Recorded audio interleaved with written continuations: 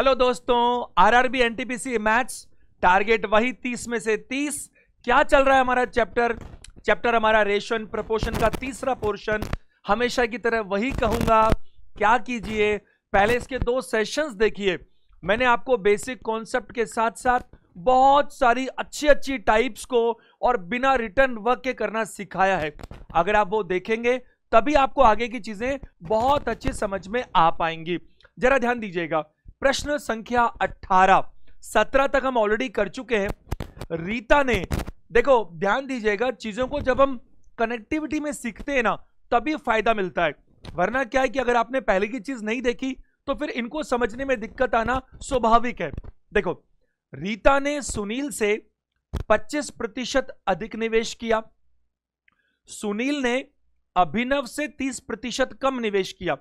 आप जरा ध्यान दीजिएगा, मैंने आपको कहा था कि आपको कनेक्टिंग ऐसे बनानी है कि पहले का अंत और दूसरे का स्टार्ट अगर कॉमन है तो फिर हमारी ट्रिक काम करती है, और कॉमन नहीं है तो हम कॉमन कर लेते हैं। पहला दूसरा, दूसरा तीसरा, और जो दूसरा है उसका दूसरा पहले का दूसरा और दूसरे का जो पहला है वो कॉमन होना चाहिए। यानी 1 2 2 3 3 4 4 5 ऐसे होना चाहिए। इधर देखो, तो रीता और सुनील और अभिनव कंपैरिजन हो पा रहा है। अभिनव से 30% कम निवेश किया, जिसने 6000 का निवेश किया था। जिसने मतलब किसने? अभिनव से, अभिनव ने। रीता और उन सभी द्वारा मिलाकर निवेश की गई राशि के बीच क्रमशः क्या अनुपात है? आप सब लोग ध्यान दीजिएगा, मैं आपसे बात करूं, ज्यादातर लोग कैसे करते हैं मैं आपको बताता हूं। आप, रीता ने सुनील से 25% अधिक निवेश किया, तो हम सुनील को कुछ मान लेते हैं, रीता उससे 25% ज्यादा। फिर सुनील ने अभिनव से किया, फिर इनको कंपेयर कर लेते हैं आपस में, फिर इनको बना लेते हैं। एक की राशि दी हुई है, किसकी दी हुई है? अभिनव की। जब तीनों के रेशो आ जाएंगे तो राशि तो है ही, तीनों की राशि भी निकल जाएगी और फिर जो पूछ रहा है वो हो जाएगा। आपको क्या करना है एग्जाम में? ऐसा कुछ नहीं करना, ध्यान से जरा मेरी बात को सुनिए। देखो, सबसे पहली बात, रीता और सुनील, मैं आर और एस लिख सकता हूं क्या? बोलो। रीता ने सुनील से, मैंने सिर्फ एक चीज चेक कर ली कि रीता सुनील, सुनील अभिनव, बात खत्म, इससे काम चल जाएगा। रीता ने सुनील से 25% अधिक निवेश किया। देखो, 25% ज्यादा, यानी कि 1/4 ज्यादा।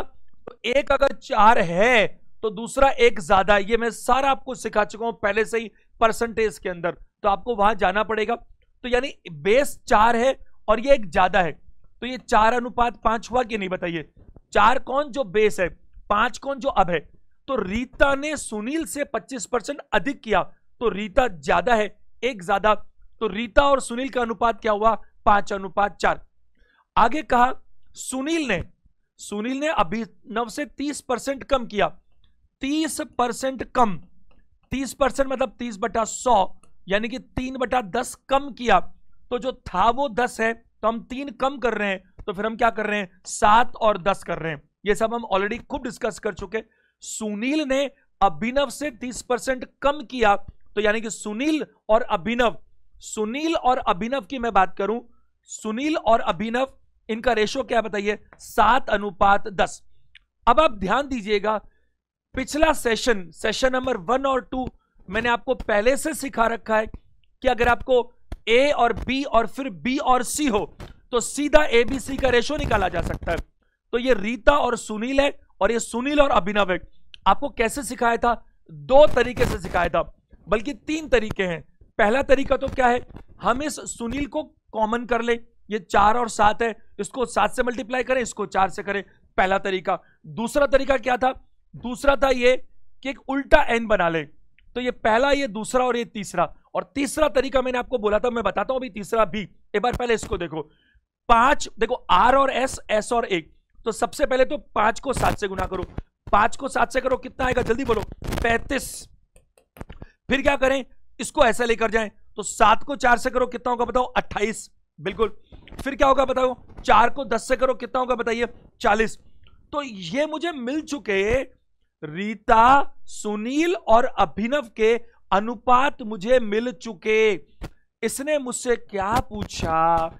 इसने पूछा रीता और उन सभी द्वारा मिलाकर निवेश की गई राशि के बीच क्या अनुपात है। तो इसने क्या बोला? रीता और सारे। सारों में कौन आएंगे? रीता भी है, सुनील भी है और अभिनव भी है। तो आप देखिए इनके बीच अनुपात क्या है? 35 28 40। तो 35 28, ये 35 है, ये 28 है और ये क्या बताओ 40 है। अगर मैं यहां बात करूं और रीता का अनुपात क्या है? 35। तो रीता का तो हो गया 35 और इन सबके मिला के बात करें तो 8 5 कितना होता है? 13, 4 8 10 103, यानी कि 35 अनुपात 103। 35 अनुपात 103 ऑप्शन नंबर क्या बताइए? डी हमारा सही उत्तर है। अब आप एक बात नोटिस कीजिएगा, इस 6000 की कोई जरूरत ही नहीं पड़ी। और तीसरा तरीका भी बताता हूं, अभी सुनो पहले। रीता ने सुनील से 25% अधिक निवेश किया। 25% अधिक, 1/4 अधिक, तो सुनील 4 तो रीता 5, एक जोड़कर। ये सब हम पहले डिस्कस कर चुके, तो रीता और सुनील हो गया। फिर कहां डिस्कस किया ये सब कुछ? हमने ये सब कुछ डिस्कस किया परसेंटेज के अंदर। मेरी नजर में परसेंटेज और रेशो ये दो सबसे इंपॉर्टेंट चैप्टर हैं। इन दो से हम बाकी की सारी चीजों में कहीं ना कहीं डायरेक्टली और इनडायरेक्टली मदद लेते ही हैं। फिर क्या हुआ? सुनील ने अभिनव से 30% कम। 30% का मतलब 3/10 कम, तो 10 था तो 3 कम, तो 3 कम तो सुनील 7 है क्योंकि अभिनव 10 है। फिर मैंने कहा ये रीता और सुनील, ये सुनील और अभिनव, तो ये हमने उल्टा बना दिया। n 5 को 7 से किया, फिर 7 को 4 से किया, 4 को 10 से किया और ये प्राप्त किया 35 28 और 40। अब इससे सवाल पूछा था क्या कि रीता का सभी से मिलाकर क्या अनुपात है? तो रीता और सभी ये 35 अनुपात 103 है। अब तीसरी बात क्या थी जरा ध्यान दो। मैंने आपको क्या सिखाया? जब आपको यहां मिल गया कि एक रेशो 5 और 4 है और दूसरा 7 और 10 है, और मान लो ये तो हमने लिखा है यहां पर, वहां पर अगर ऐसा लिखा हो एक ही लाइन के अंदर तो कैसे करेंगे? ये तो ऊपर नीचे लिखा हुआ है, वरना क्या होता? मान लो ऐसे दे एक ही लाइन में, तो मैंने आपको सिखाया था ना, पहले पहले को मल्टीप्लाई करके पहला आएगा, दूसरे दूसरे को मल्टीप्लाई करके आखिरी वाला आएगा, और बीच वाले को कैसे करेंगे? बीच वाले दोनों, यानी कि पहले वाले के दोनों में से तो बाद वाला और दूसरे वाले के दोनों में से पहले वाला। तो यहां पहला पहला क्या है? 5 और 7, दूसरा दूसरा क्या है? 10 और 40, और इसका दूसरा और इसका पहला क्या है? 4 और 7। ये तो इस फॉर्मेट में लिखा हुआ है, ना होता तो ऐसे हम तीसरा तरीका भी ज्यादा अच्छे से कर सकते हैं। ये प्रश्न संख्या 19 बहुत ही अच्छा प्रश्न है, बहुत ज्यादा अच्छा प्रश्न है। जैसे इस प्रश्न को देखा मैंने तो with in A second answer दिया, 5 7 और 9 ये आंसर है। बस ये प्रश्न खुद अपने आप में दिखा रहा है यही आंसर है, 5 अनुपात 7 अनुपात 9। यानी कि इसको करने में टाइम ही नहीं लगेगा, प्रश्न पढ़ो और उत्तर दो। अब इसको एक बार सीख तो ले, लेकिन कि एक बार कॉन्सेप्ट तो सीखें, वो तो जरूरी है ना। देखो मैं आपको कॉन्सेप्ट सिखाता हूं। क्या बोल रहा है वो? a/5 बराबर b/7 बराबर c/9। ये अगर है तो आपको a और b और c के बीच में अनुपात चाहिए। अब बताओ मेरे को एक बात, अगर मैं इन दोनों को कंपेयर करना चाहूं तो क्या कह सकता हूं क्रॉस मल्टीप्लाई करके? 7a बराबर 5b। बताओ ऐसा कह सकता हूं कि नहीं कह सकता हूं? 7a बराबर 5b, और हम इस रेशो में पहले ही डिस्कस कर चुके कि अगर ऐसा कुछ मिले तो a अनुपात b उल्टा होता है, यानी कि 5 अनुपात 7। बताइए क्या मैं इसको क्रॉस मल्टीप्लाई करूं? 7a बराबर 5b है, हाँ।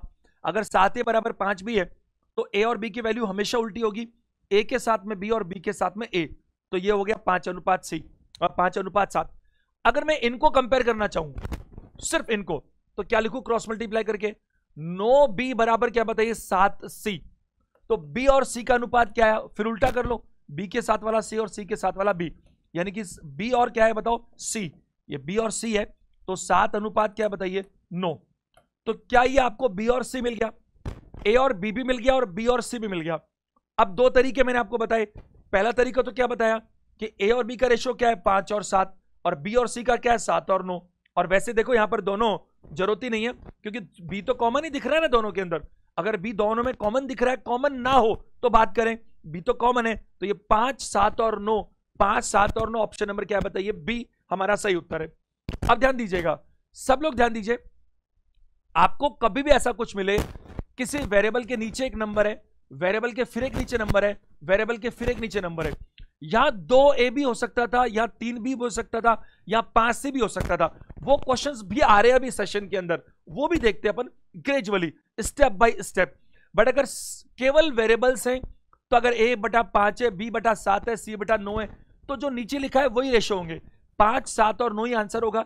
अगर लिखा है a/11, b/19 और c/31, तो जो नीचे लिखा है वही उत्तर होंगे ही होंगे। आप इसको टैली करके देख लीजिए।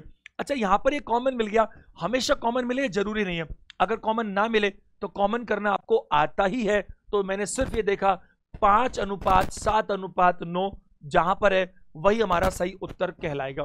प्रश्न संख्या 20, एक संख्या का 75% एक दूसरी संख्या के 4/5 के समान है।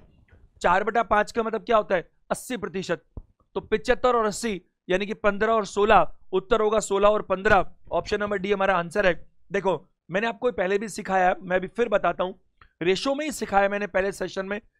एक संख्या मैं ऐसा करता हूं कि वो दो संख्याएं, वो जो दो संख्याएं हैं, वो जो दो नंबर्स हैं, वो दो नंबर्स में मान लेता हूं x और y। और इस पर आप विशेष ध्यान दीजिएगा क्योंकि वरना अपनी गाड़ी अटक जाएगी, आगे भी अटक जाएगी। और आप दूसरा सेशन देखो, उसमें ऐसे सवाल थे 2a = 3b = 4c, वहां भी मैंने डिस्कस किया था इससे जस्ट पहले वाले सेशन में। अब इधर देखो, दो नंबर्स मैंने क्या माने, x और y। एक संख्या का 75%, एक मतलब पहली संख्या, तो मैं कहूंगा x का 75%। x का 75% किसके बराबर है? एक दूसरी संख्या के 4/5 के समान है। एक बात बताइए, किसी संख्या का 4/5 कितना होता है? किसी भी फ्रैक्शन को प्रतिशत में बदलने के लिए किससे मल्टीप्लाई करते हैं? 100 से। ये 20 बार कटा, तो आप चाहे उसको 4/5 कह लो, चाहे आप उसको 80% कह लो, क्योंकि यहां 80% है तो यहां भी प्रतिशत होगा। और यहां अगर फ्रैक्शन रखते हो तो फिर इसको चेंज कर लो, यानी दोनों या तो भिन्न में लिखो या दोनों प्रतिशत में लिखो, चलेगा, कोई दिक्कत नहीं है, बट प्रतिशत में लिखना ज्यादा अच्छा है। अच्छा, एक बात बताओ तो, ये 4/5 है, क्या आप लोगों को 1/5 आता है? बिल्कुल, मैंने सिखाया क्लास के अंदर कि 1/5 कितना होता है? 1/5 होता है 20%, होता है कि नहीं? ये परसेंटेज के पहले सेशन में सिखाया। अगर 1/5 20% होता है कि नहीं? और ये 1/5 का क्या है? 4 गुना। ये 4/5 है ना भाई, तो 20 का 4 गुना कितना होगा? 80%। तो मैं क्या कहूं, x का 75% बराबर है किसके बराबर है? y का 80%। बताओ है या नहीं? और इस बात को आप 2 मिनट भले ही लगाओ, अच्छे से समझने की कोशिश करो। यहां मैं फिर लिख देता हूं दोबारा से, वेरिएबल्स को इधर में देखो, प्रतिशत दोनों तरफ है, तो 75/100, 80/100, 100 से 100 कट गया, तो ऊपर परसेंटेज से परसेंटेज आप वैसे ही काट सकते हो। तो मैं क्या करूं, x इधर रखता हूं, y को इधर लेकर आता हूं। अब वेरिएबल इधर है, नंबर उधर है 80 और वो 75 उधर जाएगा। 5 से काटूंगा तो क्या आएगा भाई? 16 और 15। x के सामने x का अनुपात है, y के सामने y का अनुपात है, तो x के सामने 16 तो x का अनुपात, y के सामने 15 तो y का अनुपात, तो 15:16, 15:16। और यहां पर क्या है? x के सामने 16 है और y के सामने 15 है, तो जो जिसके सामने वही आंसर है, यानी कि 16 और 15। ऑप्शन क्या आएगा बताइए? डी। अब मैं आपसे कुछ बात बता रहा हूं, ध्यान से सुनिएगा, आपको इतना तामझाम करने की जरूरत ही नहीं है। आप तो इतना सा देखो, जैसे मैं कहूं किसी संख्या का 30% दूसरी संख्या के 40% के बराबर है, उत्तर क्या है? 4:3। सिर्फ क्या देखना है, इसका 30 इसके 40 के बराबर है, तो आप तो 30 और 40 में अनुपात निकालो, क्या नहीं? 3 और 4। तो आप उल्टा कर दो, 3 और 4 नहीं, क्या होगा? 4 और 3।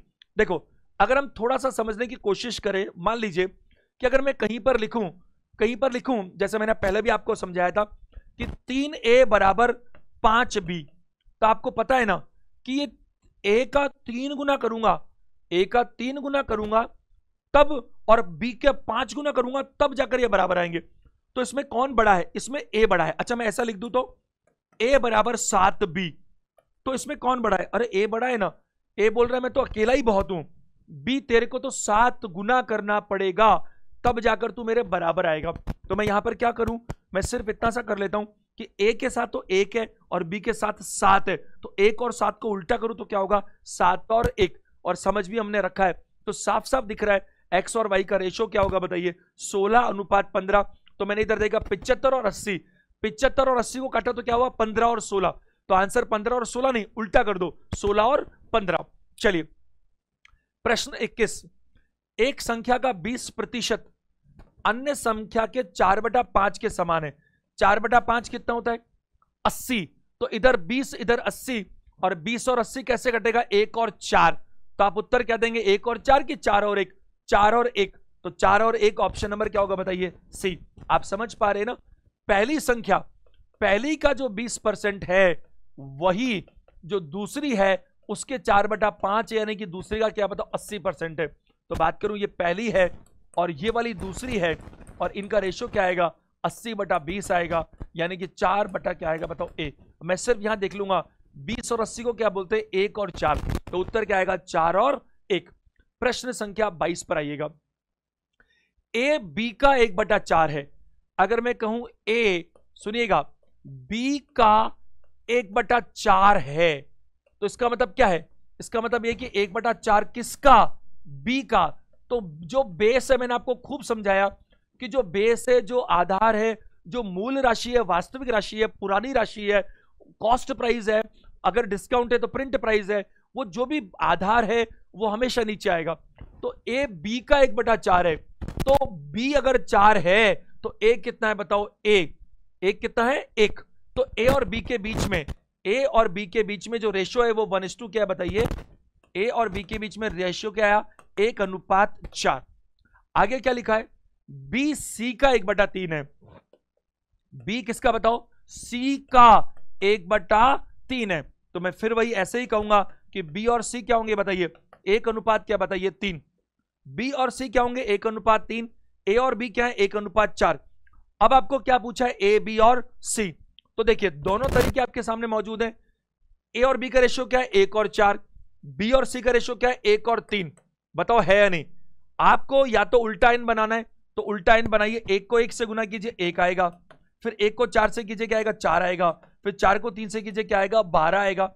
1 4 12 ऑप्शन नंबर डी। दूसरी बात मैंने आपको क्या कही थी, ये दो हैं ए और बी, बस शर्त मेरी ये है कि ये बी से समाप्त होता है तो ये बी से शुरू होना चाहिए। मैंने कहा था पहले को मल्टीप्लाई करना, 1 को 1 से तो पहला आएगा, दूसरे को दूसरे से करना, 4 को 3 से तो आखिरी वाला आएगा। इसका अंत, इसका तो अंत और इसका स्टार्ट, इसको मल्टीप्लाई करना बीच वाला आएगा। तो आपको मिलेगा 1 4 और 12।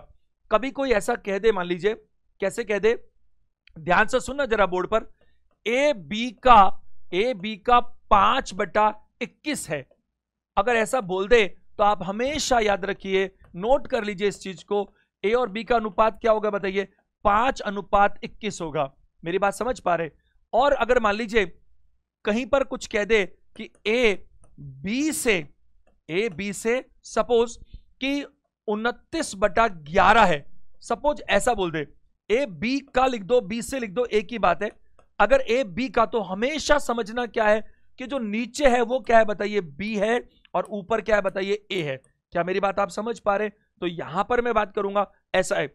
अब मैं अगर ऐसा कह दूं, क्या कह दूं कि ए बी से 1/17, ध्यान से मेरी बात को समझिएगा, अधिक है, ए बी से 1/17 अधिक है, तो समझिएगा ए और बी का अनुपात क्या आएगा 18:17 आएगा। क्यों, क्योंकि ए बी से 1/17 अधिक है, तो बी तो 17 है ही है, क्योंकि है तो बी जिसको बेस बनाऊंगा। पहले क्या था ए बी का 1/17 ही था, तो अगर बी 17 तो ए क्या था 1। अब ए क्या है 17 से 1 अधिक है, तो ऊपर वाली चीज क्या होती है अधिक होती है, कम होती है, या रिजल्ट देती है। तो बात करूं ऐसे, अगर मैं ये कह दूं कि ए बी से 1/29 क्या है बताइए कम है। अगर 1/29 कम है तो ए और बी का रेशियो क्या रखूंगा बताइए, ये कौन है, ये कौन है बी। 1/29 कम है, तो ये 29 है तो 1 कम है, तो क्या आएगा बताइए 28 अनुपात क्या आएगा 29 आएगा। आप इन चीजों को नोट कर लीजिए, समझ लीजिए, वरना फिर आगे प्रश्नों में बहुत दिक्कत आएगी। इधर देखो एक बढ़िया प्रश्न है, एग्जाम में आया हुआ प्रश्न है। ए और बी का ये अनुपात दिया है, बी और सी का ये अनुपात दिया है, और डी और सी का ये अनुपात दिया है। तो उसने आपसे ए बी सी डी पूछा है। अगर आप 2 मिनट के लिए पेन डाउन कर सकते हैं जहां पर भी आप वीडियो देख रहे हैं अपने घर पर, और इसको देखिए, मैं आपको पिछले सेशन से एक जरूर बढ़िया चीज निकाल कर दिखाता हूं, और आपको कोशिश करनी है कि इसमें रिटर्न वर्क के बिना कैसे आंसर आ सकता है। सब लोग ध्यान देंगे, मेरे साथ ध्यान देंगे। देखो, सबसे पहली बात, मेरे को ए और बी चाहिए। अब आपको मैं सिखा रहा हूं तो थोड़ा सा मैं बात करूंगा, ए और बी की बात करूंगा। तो आप मुझे बताइए ए और बी में मेरे को क्या इंफॉर्मेशन मिलेगी। ये 2/9 है, ये 1/9 है। तो यहां बेस क्या है, इंपॉर्टेंट ये नहीं है कि ए और बी और सी और डी निकालना, ये तो निकल जाएंगे। इंपॉर्टेंट तो ये है कि ए बी सी और सी डी के रेशो को देखकर बिना कुछ लिखे, एक शब्द भी बिना लिखे, कैसे ए बी सी और डी आता है। और ये मैं आपको सेशन नंबर 1 में पहले भी बता चुका हूं, बट उसी को हम प्रैक्टिस करेंगे और थोड़ा और बारीकी से बात करेंगे। देखो, ये दोनों का एलसीएम क्या दिख रहा है, 9 ही दिख रहा है। तो अगर नो एलसीएम होगा तो ये तो 9 बार 9 का 9 ही है, तो ये तो 2 ही रहने वाला है। लेकिन ये 3 कितनी बार जाने वाला है, 3 बार, तो फिर ये 3 बनेगा। तो ए और बी का रेशियो क्या बनेगा, 2 और 3। क्या बनेगा भाई, 2 और क्या बनेगा बताइए, 2 अनुपात क्या बनेगा, 3 बनेगा कि नहीं बनेगा। अच्छा, बी और सी की बात करते हैं। बी और सी की बात करें तो ये एलसीएम क्या है, 14 है। 7 कितनी बार जाने वाला है, 2 बार, तो ये 2 का बार जाएगा तो 2 का क्या होगा, 4, और ये ऐसे रहेगा 4 और 5, 4 और क्या बताइए 5। क्या बनने वाला है ये, बी और सी। बहुत ध्यान दीजिएगा, बहुत ही इंपॉर्टेंट क्वेश्चन है। अब देखो डी और सी, सब ध्यान देना, सावधान, ये डी और सी है, सी और डी नहीं। डी और सी ये क्या है, 10 और 5, एलसीएम क्या होगा, एलसीएम क्या होगा 10, तो ये 2 बार जाने वाला है, तो ये तो ऐसे ही रहने वाला है 7 का 7, बढ़िया क्या बनेगा 6 बनेगा, क्योंकि 5 का दुगना 10 होता है। ये 7 और 6, 7 और 6, 7 और 6, 7 और 6, 3 बार बोला मैंने। नोटिस किया आपने क्या बोला मैंने, 7 और 6, क्योंकि ये डी और सी है, और मैंने 7 और 6 नहीं क्या लिखा, 6 और 7, क्योंकि हम जो भी नियम अप्लाई करेंगे उन नियमों में पहली आवश्यकता यही पड़ने वाली है कि जहां ये पहला समाप्त हो दूसरा वहीं से शुरू हो, जहां दूसरा समाप्त हो तीसरा वहीं से शुरू हो। अब आप मुझे बताइए, ये जो आपके सामने मौजूद है, क्या इससे आप सीधा ए बी सी डी निकाल सकते हो। सेशन नंबर 1 देखो, अगर 1 याद है तो निकाल सकते हो। आपको नहीं भी समझ में आए तो पूरा 2 मिनट मेरी बात सुनिएगा, क्योंकि शुरू में मैं बात करूंगा, वही तरीके को फॉलो करूंगा डायरेक्ट को, फिर मैं समझाऊंगा दोबारा से। एक बार बोर्ड पे देखो, ऐसा अगर कुछ होता है, कैसा होता है, ए और बी जहां पर समाप्त हो वहीं से बी शुरू होता हो, और जहां सी समाप्त हो वहीं से सी शुरू होता हो, और आगे डी और ई भी ला सकते हैं। कॉन्सेप्ट क्लियर हो, सुनो ध्यान से। ए बी सी डी कैसे निकलेगा, पहले सिर्फ ए की बात करते हैं। ए के लिए क्या सिखाया था, सारे काम छोड़ दो और मेरी बात को सुनो ध्यान से, ये बहुत इंपॉर्टेंट चीज है। क्या सिखाया था, पहला पहला पहला पहला पहला पहला मिलाकर क्या बनेंगे, ए बनेंगे। तो 2 को किससे मल्टीप्लाई करो, 4 से, कितना हुआ 8, 8 को 6 से करो 48, 8 को 6 से करो क्या बताओ 48, ये रेशो ए का बनेगा। अब आपने कहा 48 तो कहीं दिख ही नहीं रहा, कोई बात नहीं, 48 नहीं दिख रहा तो कोई बात नहीं, क्यों, क्योंकि ये बाद में कटकर सिंपलेस्ट रेशो भी तो बन जाते हैं ना, सबसे सरलतम रूप में दिखाते हैं हम। बट ये पक्की बात है, पहला पहला पहला 6 को 4 से करो 24, और 24 का दुगना 48। ये मैंने आपको सिखाया था, जो पहली लाइन है, स्ट्रेट लाइन है पहली, ये हमेशा पहले वाले को देती है, और इसके पैरेलल में जो दूसरी लाइन है वो हमेशा आखिरी वाले को देती है। अच्छा, 7 5 35, और 35 का 3 गुना 105, ये तय बात है साहब। कौन कौन आ गए, एक तो आ गया ए और एक आ गया डी। अच्छा, अब बचे बी और सी। आपको याद अगर हो, या तो आपको होना ही चाहिए ना, परीक्षा तो आपकी है। तो बी के लिए मैंने आपको एक चीज दी थी, समझना, रटना कभी नहीं, रटना मेरी कक्षाओं में मना है, निषेध है। बी के लिए मैंने कहा था बी बी सी, और सी के लिए मैंने कहा था बी सी सी। अब इसमें ये कैसे याद रहेगा साहब, ये क्या लफड़ा है, ये मैंने आपको बताया। आप सेशन नंबर 1 देखो तो सही, बी बी सी। अगर मुझे बी चाहिए, देखो सुनो, अगर मुझे बी चाहिए तो बी ज्यादा इंपॉर्टेंट है, और जो ज्यादा इंपॉर्टेंट है उसको डबल करूंगा। इसमें चूंकि मुझे बी और सी चाहिए, बी और सी चाहिए, तो ना तो ए आएगा और ना डी आएगा। ए और डी का दखल मना है। 3 तरीके सिखाए थे करने के, 3 तरीके सिखाए थे। पहला तरीका क्या सिखाया था, लंबे तरीके से बी और बी को कॉमन करो, सी और सी को कॉमन करो और फिर प्राप्त करो, जो खतरनाक तरीका है, बेकार तरीका है, कॉन्सेप्ट सीखने के अलावा उसका कोई रोल ही नहीं है। दूसरा तरीका याद करो क्या थी, दूसरा तरीका था, आपको याद आएगा, काजू कतली फॉर्मूला याद है आपको? मैंने एक फॉर्मेट बनाया था, A B B C C D और काजू कतली बनाई थी, उससे भी काम जल्दी हो जाता है, ऐसी बातें। लेकिन जो तीसरा तरीका है वो सबसे अच्छा तरीका है, क्योंकि वो काजू कतली वाले फॉर्मूले से निकल कर आ रहा है, निकल के तो उसी से आ रहा है। बट क्या है, हम कॉन्सेप्ट को सीख लेते हैं, फिर बार बार करना। देखो बी के लिए क्या आएगा, बी बी सी, तो बी इंपॉर्टेंट है, बी 2 बार आएगा और बी से शुरू होगा। और सी के लिए क्या है, सी इंपॉर्टेंट है। अब देखो बी बी और सी, इधर आना जरा, क्या इस बी और बी में कोई कंफ्यूजन? ना, बी है ही 2, एक और एक 2, नो कंफ्यूजन। क्या इस सी में कंफ्यूजन? नो कंफ्यूजन, सी तो है ही 2। तो ये 2 बी कौन से, इसमें कोई टेंशन नहीं है। ये सी कौन से 2, वो भी टेंशन नहीं है। अब बचा सी और बी का टेंशन। तो सुनो, 2-3 तरीके हैं सीखने के, जैसे मर्जी हो पकड़ लो बात को। ये बी बी और ये सी आता है गैप के बाद वाला, यानी आखिरी वाला। और ये जो बी बी बी सी सी है, ये बी कौन सा आता है, इन सी से गैप वाला। बल्कि मैं आपको बताऊं, ध्यान से समझिएगा, अगर आप वो काजू कतली फॉर्मूला को याद रखें, मैं बता भी दूंगा भी उसको भी। तो शुरुआत दोनों की बी से हो रही थी, यानी शुरुआत दोनों की सेम हो रही थी। अब देखो मैं आपको करके दिखाता हूं, ध्यान से बात को। बी बी सी मैंने आपको बताया, ये बी बी और बाद वाला सी ऐसा चलेगा। ये कितना है, 3, 3 को 4 से मल्टीप्लाई करो, रटना मनाए, मैंने सब सिखा रखा कैसे आता है, मैं अभी फिर बता दूंगा। 3 को 4 से करो जल्दी, 12, और 12 को 6 से करो, 12 6 72 होता है कि नहीं? तो ये मेरे पास क्या आएगा बताओ, बी आएगा। अब अगले वाले की बात करूं, तो मैंने क्या कहा था, अगले वाले में सी इंपॉर्टेंट है, तो यहां मैंने कहा बी बी और सी, और इसमें सी इंपॉर्टेंट है, शुरुआत बी से करेंगे। अब शुरुआत बी से, तो बी तो वहीं से शुरू करेंगे जो यहां पर है, शुरुआत यहीं से होगी दोनों ही मामलों में, चाहे बी हो चाहे सी। अब बी सी सी, सी तो 2 ही थे, तो बी के साथ पहले सी करो, 3 के साथ 5 करो, 15, और 15 6 कितने होते हैं बताओ, 90। यहां पर 48, 72, 90 और 105।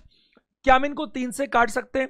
16 तिया 48, 24 तिया 72, 30 तिया 90 और 35 तिया 105। 16, 24, 30 और 35, ऑप्शन नंबर बी मुझे जवाब देना चाहिए। अब आप देखो, सब लोग समझना, 2 3 4 5 6 7, देखो क्या रेशियो निकल कर आ रहे हैं, ध्यान से मेरी बात सुनो। 2 3 4 5 6 7, ये रेशियो है। आपको मैंने क्या फॉर्मूला बताया था, देखो मैंने कहा था ऐसे लिखना, A B B C C D, sorry C D, ऐसा करना, ए बी बी पे खत्म होता सी। और मैंने कहा था ये भी लिखने की जरूरत नहीं है, सीधा नंबर लिखो। तो 2 के आगे 3, 3 के आगे क्या होगा, ए बी, बी के नीचे बी, 4 5, फिर क्या कहा था, इसके नीचे शुरू करना, A B B C C D, 5 के नीचे क्या बताओ, 6 और 7। और आपको बताया था कैसे, इसको मल्टीप्लाई करना, 2 को 4 से करो 8, 8 6 48, ये पहला वाला आएगा। फिर 3 को 5 से करो क्या, 15, 15 7 105, ये आखिरी वाला आएगा। और आपको क्या समझाया था, इस फर्स्ट को और लास्ट को उड़ा दो, और फिर इसमें ये काजू कतली बनाने की कोशिश करो, तो ये आएगा बी। 4 को 3 से करो 12, 12 6 कितना होता है, 72, और इसको करो 15, 15 6 कितना होता है बताओ, 90, 48 72 90 105, 48 72 90 105। आप चाहो तो ऐसा कर सकते हो, मुझे कोई आपत्ति नहीं है, बट आप वो लंबा तरीका तो बिल्कुल मत करना, या तो ऐसा करना, और थोड़ी सी प्रैक्टिस करोगे तो आप ऐसा भी कर सकते हो। अब इसमें मैंने आपको क्या समझाया, एक बार समझना। देखो जब मैं बी निकालता हूं तो क्या करता हूं, इसको तो छोड़ दो, बी और सी दोनों निकालने के लिए शुरू यहीं से करता हूं। तो बी सी और सी, क्यों कि ए बी है, ये बी सी और बी निकाल रहा हूं, तो बी निकाल रहा हूं तो बी 2 बार आएगा, और सी निकाल रहा हूं तो सी 2 बार आएगा। जो निकाल रहा हूं वो इंपॉर्टेंट है, वो 2 बार आएगा। अब देखो मैं बी निकाल रहा हूं तो बी बी सी, अब बी तो ये रहा, दूसरा बी ये रहा, अब सी कौन सा वाला लूंगा, सी बाद वाला लूंगा, ए बी बी सी इसके साथ वाला नहीं, बाद वाला। अब मैं सी निकाल रहा हूं तो क्या करूंगा, सी तो दोनों आएंगे। अब सी कौन से, एक तो सी ये रहा और एक सी ये रहा, ये तो आएंगे आएंगे। और बी कौन सा आएगा, जो इनसे दूर है, इसके पास वाला नहीं, दूर वाला। और बी तो शुरू में वही किया था, थोड़ी प्रैक्टिस करो अपने लेवल पर, काम हो जाएगा, आसानी से हो जाएगा। अगला प्रश्न 24 नंबर देखिए, एक थैला जिसमें 2 दर्जन कांच है, 2 दर्जन मतलब 24, गिर जाता है धड़ाम। निम्न में से कौन सा टूटे और नहीं टूटे हुए कांचों का अनुपात नहीं हो सकता। ये एक कॉमन सेंस रीजनिंग का पार्ट है, बल्कि देखा जाए तो मैथ्स की जगह। एक बात बताइए, कितने कांच है, 24। एक थैला था, in a bag contains 2 dozen mirrors is dropped, which of the following can not be the ratio of between mirrors to unbroken mirrors. अब ध्यान से सुनना, अटेंशन देना बहुत सरल सवाल है, लेकिन गलती सरल में ज्यादा होती है। देखो 24 कांच थे, उसमें मिरर थे, गिर गया। निम्न में से कौन सा टूटे, टूटे मतलब ये लो टूट गए, और नहीं टूटे ये लो नहीं टूटे, का अनुपात नहीं हो सकता, नहीं हो सकता। एक बात बताओ, 24 चीज हैं, वो दो हिस्सों में बट रही हैं। कौन से दो हिस्से साहब? एक जो टूट गए और एक जो नहीं टूटे। तो जो टूट गए और नहीं टूटे उनमें अनुपात कौन कौन सा हो सकता है? उनमें अनुपात वो हो सकता है जो जो 24 को बांट सकता है। जैसे देखो, ध्यान से सुनना, क्या टूटे और नहीं टूटे उनके बीच में अनुपात 1 और 3 हो सकता है? क्या 24 को 1 और 3 में बांटा जा सकता है? हां, बांटा सकता है, क्योंकि 1 और 3 का टोटल 4 है और 4 से 24 कटता है, तो ये तो हो गया 6 और ये 8। तो इसका मतलब अगर ये होता तो ये अनुपात हो सकता था। अच्छा चलो, क्या 3 अनुपात 1 हो सकता है? हां, बिल्कुल हो सकता है। क्या इस अनुपात को मैं बांटूं तो 1 अनुपात 5 हो सकता है? हां, क्योंकि 1 और 5 6 होते हैं और 6 4 24 होते हैं, तो 1 का मतलब 4 हो गया, तो ये 4 है और ये 20 है। ये भी हो सकता है साहब, बिल्कुल हो सकता है। अच्छा चलो, क्या यहां पर 7 अनुपात 1 हो सकता है? 7 और 1 8, 8 या 24, ये भी हो सकता है। ये मैं क्या कर रहा हूं? मैं आपको ये सिखा रहा हूं क्या क्या क्या क्या हो सकता है। अब मुझे एक बात बताओ तो, यही 24 मिरर हैं, कुछ टूट गए, जगह नहीं थी इसलिए मैं दोबारा लिख रहा हूं, टूट गए नहीं टूटे, क्या इनके बीच में जो टूट गया और नहीं टूटे इनके बीच में क्या 2 अनुपात 3 हो सकता है? अरे कैसे होगा? होगा तो बांट के दिखाओ मेरे को 24 को। 2 अनुपात 3 हो ही नहीं सकता, वरना सारे टूट जाएंगे। बताओ, डेसिमल में थोड़ी है, 24 मिरर है, राउंड फिगर में होंगे। क्या ये 2 अनुपात 3 के अलावा क्या ये 3 अनुपात 4 हो सकता है? नहीं हो सकता। क्या ये 4 अनुपात 5 हो सकता है? बिल्कुल नहीं हो सकता। तो मैं क्या कहना चाहता हूं, बहुत सारे अनुपात हो सकते हैं और बहुत सारे अनुपात नहीं हो सकते। तो इसका उत्तर मैं कैसे दूं? ऑप्शन को देखकर ही तो दे सकता हूं। बताइए, जैसे मान लीजिए 100 रुपए मेरे को, 100 रुपए मेरे को 2 लोगों में बांटने हैं, 2 लोगों में बांटने हैं, तो क्या अनुपात हो सकता है? 1 अनुपात 1 हो सकता है, बिल्कुल हो सकता है। लेकिन रुपयों में बांटने, ध्यान रखना, किसी को पैसा नहीं मिलना चाहिए, रुपयों में ही बांटूंगा मैं। जैसे कि 53 रुपए 50 पैसे नहीं चलेगा, 53 ही रुपए चलेंगे। 1 अनुपात 2 में बांट सकता हूं क्या मैं 100 रुपए को? ना, कैसे बांटूंगा 1 अनुपात 2 में? अगर 100 रुपए को बांटा 2 लोगों में 1 अनुपात 2 में, तो एक को 33 रुपए 33 पैसे मिल जाएंगे और दूसरे को 66 रुपए 67 पैसे मिल जाएंगे। गड़बड़, पैसे आ गए, नहीं बांट सकता।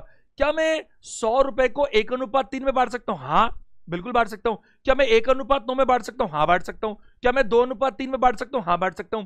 क्या मैं 3 अनुपात 4 में बांट सकता हूं? नहीं बांट सकता। क्या मैं 5 अनुपात 4 में बांट सकता हूं? नहीं बांट सकता। यानी बहुतों में बांट सकता हूं, बहुतों में नहीं बांट सकता। अब आ जाओ सवाल पर, कौन सा अनुपात नहीं हो सकता? 2 अनुपात 1 हो सकता है, बिल्कुल हो सकता है साहब, क्योंकि 24 चीजें 2 अनुपात 1 में बढ़ सकती है।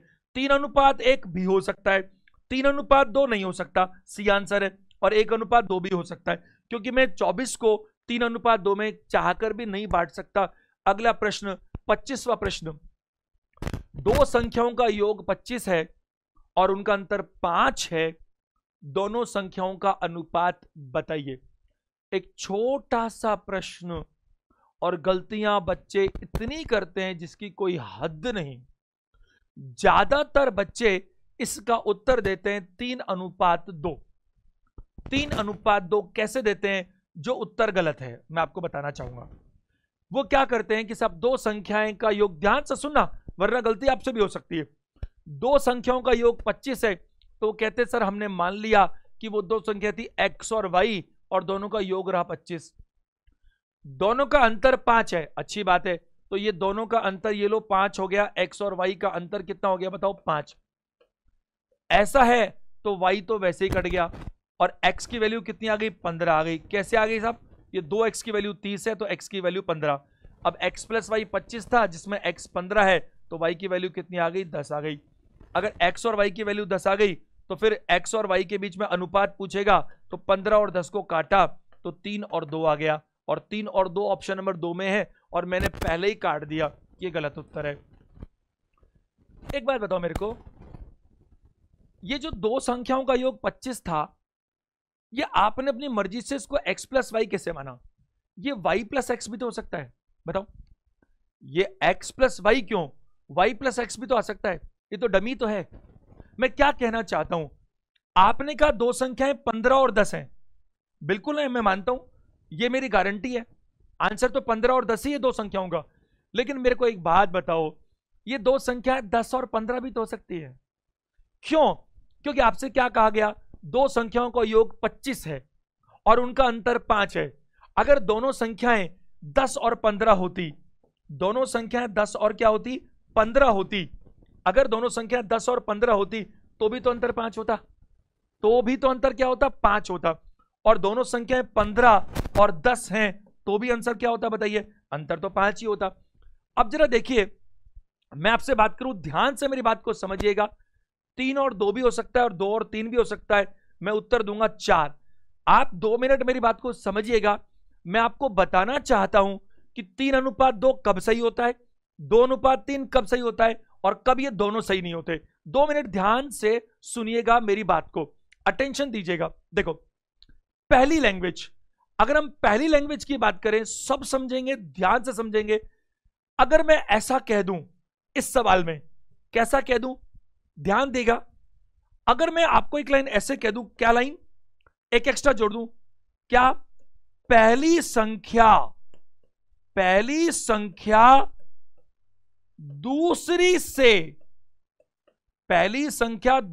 से 5 अधिक है। ध्यान दीजिएगा, पहली संख्या दूसरी से 5 अधिक है, ये मेरी पहली भाषा। दूसरी भाषा, पहली संख्या दूसरी संख्या से 5 कम है, ये मेरी दूसरी भाषा। तीसरी भाषा, पहली और दूसरी संख्याओं का अंतर क्या है, 5 है। तीनों में अंतर 5 है, कोई एक दूसरे से 5 ज्यादा है तो भी 5 अंतर है, 5 कम है तो भी 5 अंतर है, और 5 अंतर है तो भी 5 अंतर है। एक लाइन सुनो मेरी ध्यान से, जैसे देखो, दो दोस्त हैं हरि और मोहन, और मैं सिर्फ ये कहूं कि दोनों की उम्र में 5 साल का फर्क है, तो इससे आप, और शक्लें भी नहीं देखी हमने, खाली पेपर पे काम हो रहा है, मैंने कहा कि दोनों की उम्र में 5 साल का अंतर है, तो आपको यह पता ही नहीं ना कि कौन बड़ा है। हरि भी बड़ा हो सकता है, मोहन भी बड़ा हो सकता है। अगर मैं कहूं हरि मोहन से 5 साल बड़ा है, अब मुझे पता है कौन बड़ा है, और मैं कहूं हरि मोहन से 5 साल छोटा है, तो मुझे पता है कौन छोटा है। तो आप समझने की कोशिश कीजिए, अगर यहां बोलता कि पहली संख्या दूसरी से 5 अधिक है, तो मुझे पता लग जाता कि पहली संख्या दूसरी से 5 अधिक है, तो जो 15 और 10 आ रही है वो संख्या पहली तो 15 है और दूसरी 10 है, तो मेरा उत्तर होता 3:2। अगर ये बोलता पहली संख्या दूसरी से 5 कम है, तो मैं बोलता पहली 10 और दूसरी 15, यह आंसर आता। लेकिन अगर उसने कहा पहली और दूसरी का अंतर 5 है, तो फिर इस केस में मुझे पता नहीं ना कि पहली और दूसरी 15 और 10 है या 10 और 15 है, और जब मुझे ये पता नहीं तो मुझे उत्तर क्या देना चाहिए, कैन नॉट बी डिटरमाइंड, निर्धारित नहीं किया जा सकता किसी भी कीमत पर। और ये गलती मत कीजिएगा, x और y नहीं, ये y और x भी तो हो सकता है, ये 10 और 15 भी तो हो सकता है। आंसर होगा डी, निर्धारित नहीं किया जा सकता, कैन नॉट बी डिटरमाइंड। प्रश्न संख्या 26, एक व्यक्ति 8,100 रुपए खर्च इस तरह करता है कि प्रत्येक मेज की कीमत 1200 रुपए और प्रत्येक कुर्सी की कीमत 300 रुपए है। यदि वह अधिकतम मेजें खरीदना चाहे तो कुर्सियों का मेजों से अनुपात क्या होगा? A man spends ₹8,100 in buying tables at ₹1,200 each and chairs at ₹300 each. The ratio of chairs to tables when the maximum number of tables is purchased is. ध्यान दीजिएगा सारे के सारे लोग, बहुत ही छोटा सा लेकिन अच्छा क्वेश्चन है। टेबल की कॉस्ट क्या आती है साहब? 1200 रुपए। चेयर की कॉस्ट क्या आती है? 300 रुपए। बढ़िया बात है। हमारे पास बजट क्या है? हमारा बजट जो हम खर्च करना चाहते हैं वो है 8,100 रुपए। और हमारी मंशा क्या है? हमारी मंशा ये है कि the maximum number of tables is purchase.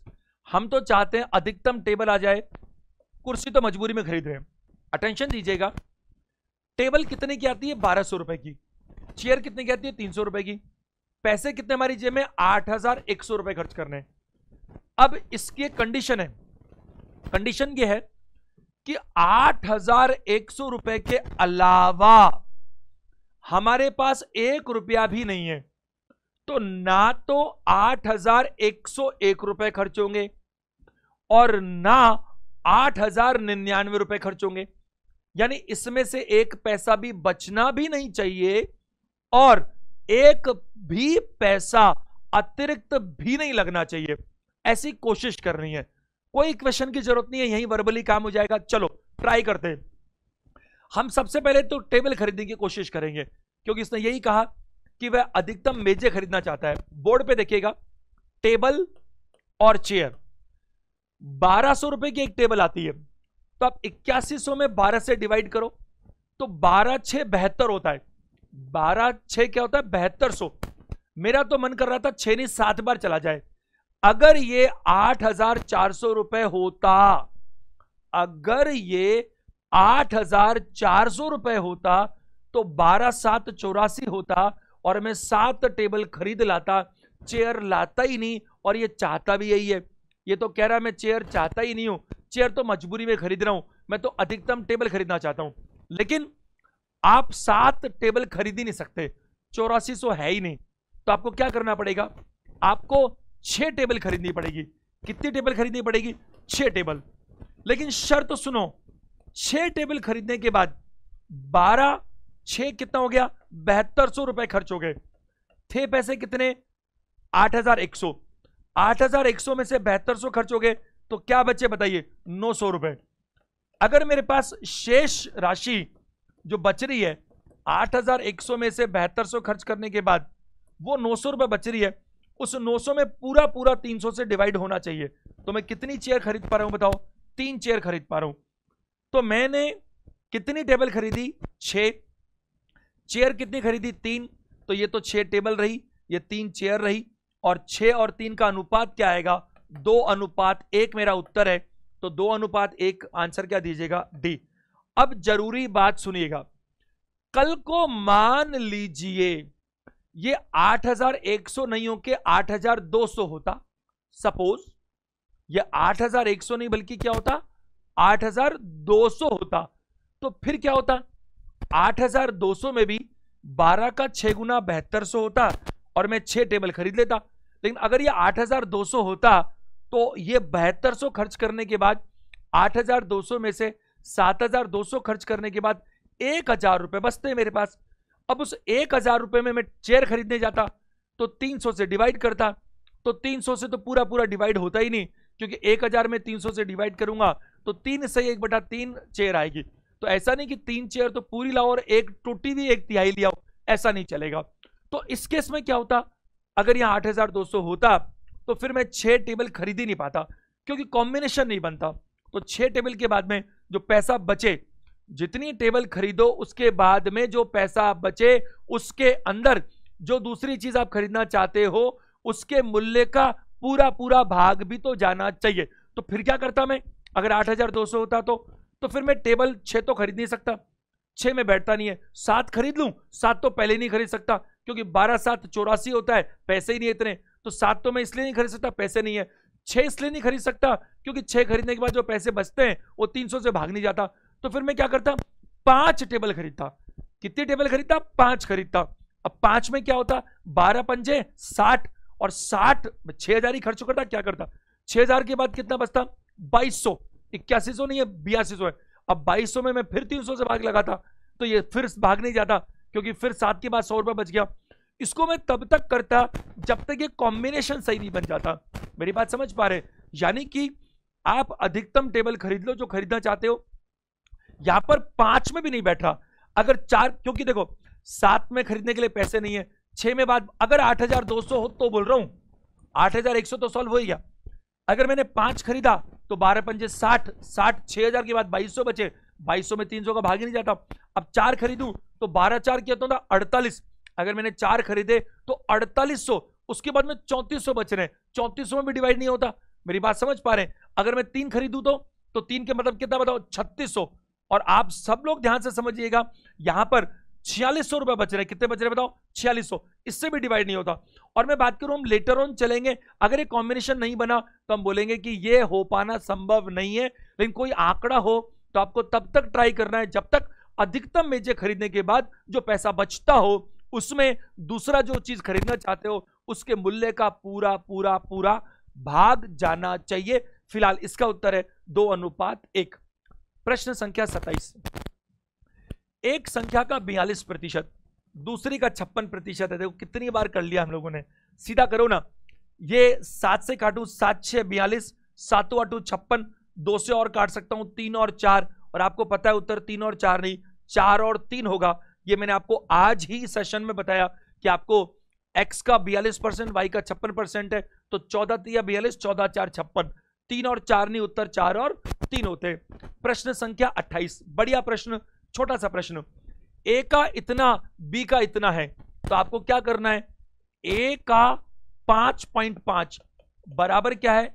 b का क्या बताओ? 6.5, 6.5 नहीं सॉरी, ऐसा है 0.65 ऐसा दिया हुआ है। तो आपको क्या करना है? a और b पूछा है, आपको कुछ नहीं करना। a और b के लिए क्या करते हो? इतनी बार तो समझा दिया मैंने आपको कि a और b के लिए उल्टा करेंगे, b और a लंबे तरीके से समझा दिया कॉन्सेप्ट। तो क्या करूं? a और b के लिए क्या करूंगा? यहां तो 65.65 और इधर क्या पाए? 5.5। आप मेरी बात समझ पा रहे हैं?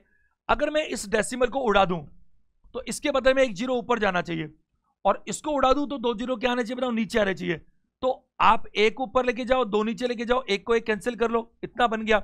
अगर मैं इसको काटू 5 से तो 5 से कटता है 13 बार, और ये 110 यानी 13:110। ऑप्शन नंबर सी हमारा क्या बताइए? सही उत्तर है। प्रश्न संख्या 29 पे आइए, 29 नंबर क्वेश्चन। ध्यान दीजिएगा सभी लोग, क्या दिया इसने? बस आज के आखिरी के 2 प्रश्न करेंगे, 29 और 30, और ये 2 प्रश्न जबरदस्त है, बहुत ही ज्यादा इंपॉर्टेंट है। इट्स वेरी वेरी इंपॉर्टेंट, जिसको हम देखते ही कर सकते हैं। 5 मिनट में सेशन खत्म करेंगे। जरा बोर्ड पे देखिएगा। इफ 2/3a, 3/7b, 1/4c, तो फिर आपको ABC का रेशो चाहिए। 2 ही तरीके बताता हूं, जरा देखो बोर्ड पे। 2/3a, 3/7b और 1/4 क्या बताओ? C। अगर ऐसा है तो आपको पहला तरीके में क्या पता है? यहां a और b के लिए क्रॉस मल्टीप्लाई कर दूं। 7 को 2 से करो, क्या होगा बताओ? 14a बराबर क्या करूं? 3 को 3 से करो, 9b। क्या इससे मेरे को a और b मिलता नजर आता है? बिल्कुल नजर आता है, ये हमने खूब पढ़ लिया बहुत बार। 14 और 9 है तो मैं क्या करूंगा? 9 और 14। ये तो कहानी हो गई a और b की। इधर देखो, इसी तरह से मैं देखूं b और c। इस 4 को 3 से करो, क्रॉस मल्टीप्लाई क्या करो तो 12, क्या बताओ? 12b बराबर क्या है? 7 को 1 से करो, 7c। क्या यहां पर आपको b और c नजर आता है? बिल्कुल नजर आता है। b और c कितना होगा? 12 और 7 है, तो आप उल्टा करोगे ना, क्या? 7 और 12, बिल्कुल मिल गया। a और b मिल चुका, b और c मिल चुका। आपको समझाया ना?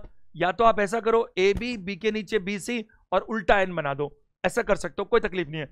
दूसरा मैंने आपको क्या सिखाया था? a b और b c, तो पहला पहला चाहिए। तो पहला पहला 7 9 कितना आएगा बताओ? 63। 7 9 कितना है? 63। ये तो पहला पहला आ गया मेरे पास में। दूसरा कितना बताइए? 14 को 12 से मल्टीप्लाई करूं तो 168 आता है। देखो 14 को 12 से क्यों करूं? 10 से करूंगा ना, हो गया 140। 14 का दूंगा 28 जोड़ दूंगा तो क्या आएगा? 168। अच्छा, ये तो पहला और ये आखिरी। फिर मैंने बीच के लिए क्या बताया था? इसका बाद वाला और इसका पहले वाला, अंत वाले को छोड़ना होता है। इन दोनों को मल्टीप्लाई करूं, 14 को 7 से करो, कितना आता है बताओ? अगर बात करूं 14 7 98, 98, तो 98 में यहां पे लिख सकता हूं। और मैं बात करूं यहां पर, इसको हम कैंसिल करें, किससे कर सकते हैं? कम से कम बात करें 63, 98 और 168, इसको अगर हम कैंसिल करें, कोई ऑप्शन मिल रहा है हमारे को इस तरह का? ऑप्शन 7 से अगर काटे तो 7 9 63, 7 4 7 2 14 और 7 4 और 9 14 24। Option number 1। ये जो संख्या है सारी 7 से कैंसिल हो रही है। 7 से 9 बार 63, 7 1 फिर 7 4 28, 7 दूनी 14 और 7 4 28, तो ये 9 14 और 24, यानी ऑप्शन नंबर ए हमारा बिल्कुल सही उत्तर है। ये हमारा एक तरीका है, हम कांस्टेंट के मानकर भी कर सकते हैं, बट उसकी जरूरत नहीं है। 2/3 ए मैंने क्या किया, क्रॉस मल्टीप्लाई करके ऐसा बनाया ए और बी, फिर मैंने बनाया बी और सी, इस ए और बी से ए और बी के रेशो आ गए, इस बी और सी से बी और सी के रेशो आ गए। अब ए बी और बी सी यहां पर है, तो मुझे क्या करना है, बी इसमें कॉमन है। अच्छा मैंने ये भी तो बताया आपको, ये 9 और 14 है, और ये 7 और क्या बताओ 12 है। तो आपको अगर कोई कंफ्यूजन होता है इस तरीके में, तो आपको मैंने उल्टा एन बना सिखाया था, ये आएगा ए, ये आएगा बी और ये आएगा सी। 9 को 7 से करो 63 ए आएगा, 14 को 7 से करो 98 बी आएगा, और 14 को 12 से करो 168 वो सी आएगा, फिर कटपिट कर ये आ गया। अब सुनो ध्यान से, जो मैं कहना चाहता हूं उस पर विशेष विशेष ध्यान दीजिएगा। देखो 2/3 ए, 2/3 ए, 3/7 बी, 3/7 बी और 1/4 सी, ये तीनों आपस में बराबर थे। एक तीसरा तरीका हम क्या अपना सकते हैं, जरा ध्यान देंगे सारे के सारे लोग, अटेंशन दीजिएगा। निकल कर इसी से आएगा, जो आपने क्रॉस मल्टीप्लाई किया आपस में आएगा उसी से, बट हम एग्जाम में थोड़ा कम टाइम में कैसे करें वो काम हो सकता है। आपको इनके क्या है कि डिनोमिनेटर नहीं न्यूमिनेटर लेने हैं, यानी हर नहीं अंश लेने हैं। एक बार हर अंश क्या बताइए, 2 और 3, तो मुझे 2 और 3 का एलसीएम चाहिए। 2 और 3 का एलसीएम बताओ जल्दी कितना आता है, 2 और 3 का एलसीएम कितना होगा, 6 ही तो आएगा भाई। 2 और 3 कोई भी दो लगातार आने वाली संख्याओं का एलसीएम हमेशा उनका मल्टीपल ही होता है। एलसीएम हमारा चैप्टर है कोर्स के अंदर, वो हम और देखेंगे बाद में। आपको सिर्फ एक काम करना है, जो भी आपके न्यूमरेटर्स हैं, जो भी अंश हैं, ये 2 है, ये 3 है, ये 1 है, 1 का तो कोई मतलब नहीं है, इनका एलसीएम निकाल लेना है। अब क्या करना है, जो एलसीएम आया उससे इन सबको डिवाइड कर देना है। जैसे देखो 6 आया, ये सब तो पीछे लिखा हुआ ही, मैं यहां लिख देता हूं। डिवाइड क्या मतलब, डिवाइड कर देना, जो डिवाइड ही तो हुआ, बिल्कुल ये कर दिया मैंने डिवाइड। देखो आप कर दिया कि नहीं कर दिया बोलो। अब जब डिवाइड कर दिया तो ये 2 से, इस 2 से ये कितनी बार कट गया बताओ, 3 बार। इस 3 से कितनी बार कट गया, 2 बार, और ये तो कटेगा ही नहीं।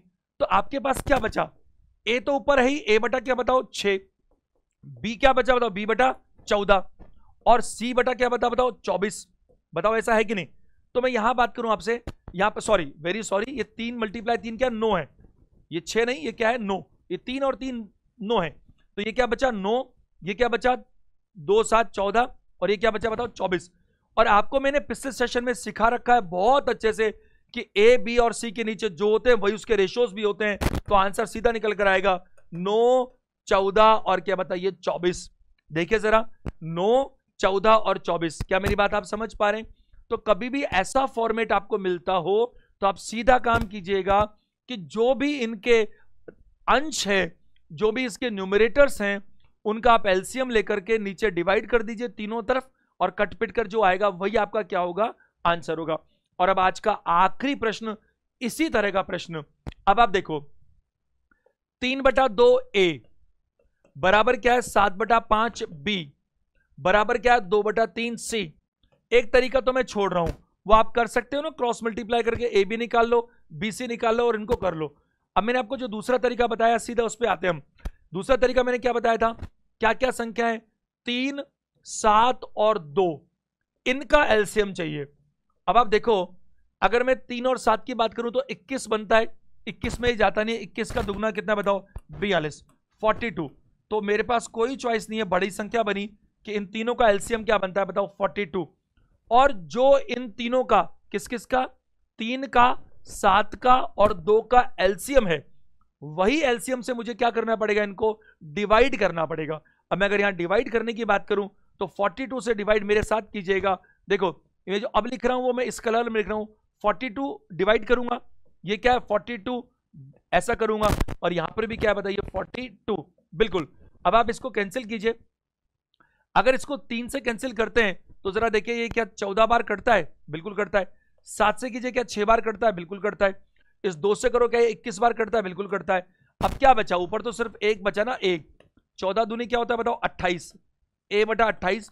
इधर केवल b बच रहा है, और 6 पंजे कितना होता है बताओ 30, और इधर क्या बच रहा है c बच रहा है, और 21 दिया कितना होता है बताओ 63। तो 28 30 और 63, 28 और 30 तो कट सकते हैं बट 63 नहीं कटेगा, और ये दोनों 3 से कटेंगे तो ये नहीं कटेगा। तो यही आंसर है, क्या आंसर है 28 30 और क्या बताइए 63, 28 30 और 63, option number 3 is the right answer. उम्मीद करता हूं आपको मजा आ रहा है, आप खूब तैयारी कर रहे हैं, है कि नहीं। वीडियो को अच्छा लगता है तो आप लाइक जरूर करें, आप कमेंट करके बताइए आपको कैसा लगता है, ज्यादा से ज्यादा लोगों में शेयर करें ताकि सबको इसका फायदा मिल सके। वीडियो देखने के लिए थैंक यू वेरी मच।